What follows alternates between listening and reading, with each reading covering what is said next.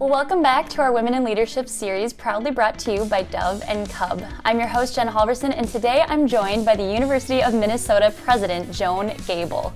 She's the first female president of the university after being brought on just in July of 2019. Welcome to the show, Joan. It's great to have you.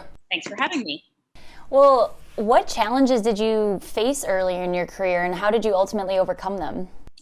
Well, one of the first challenges I faced was that moment that I was just describing, which is when I wanted to make a big change and I wasn't sure exactly what I wanted to do. And I'd spent a lot of my life and a lot of my money to educate myself to do a certain type of thing. And then I was doing it and I wasn't sure that it was what I wanted to do. And so being willing to take the chance and make the change was a really big risk and challenge. I look within myself for pros and cons, values alignment.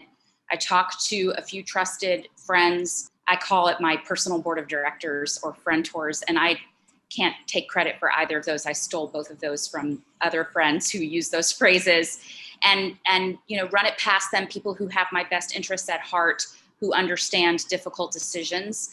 And then I make the decision, because one of the things that I've learned is that there are very few decisions that you can't evolve from except integrity failures.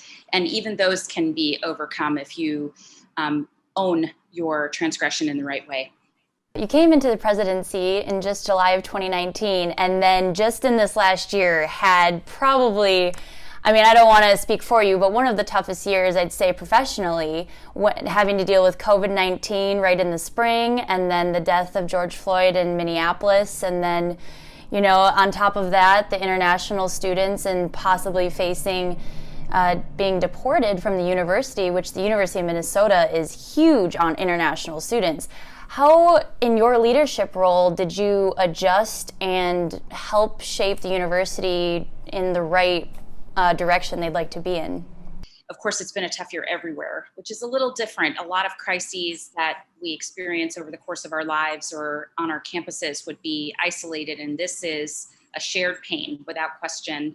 And even the circumstances and the call to action resulting after George Floyd's death, even though it happened right here, and I think we feel it maybe a little more intensely, that was certainly a national call, arguably an international call that started here, but for good reason went all over the country.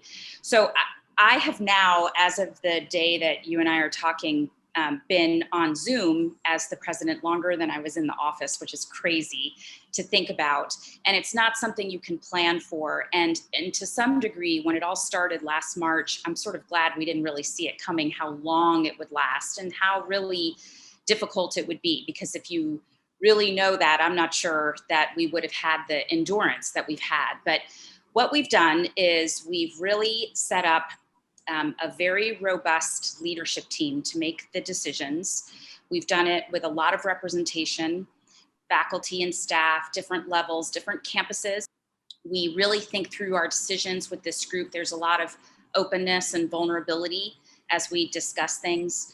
And then when we need to decide, we decide so that we don't leave people hanging, so that we don't make things linger any longer than they need to. In business world, there's an expression that says that markets can handle good news or bad news, but what they can't handle is uncertainty. And good news is great. Bad news, you can make your plan. Uncertainty is just depleting. And so we've been trying to keep people as informed as possible. We communicate a lot. And then I have taken, when I could, not as often as maybe I should, breaks.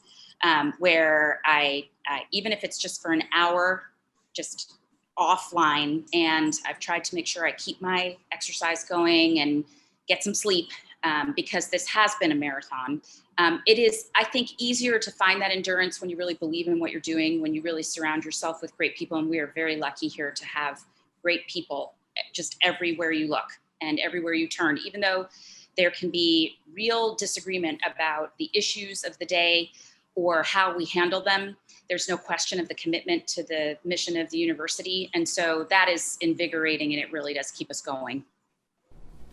Well, thank you so much, President Gabel, for joining us. It's been a real pleasure.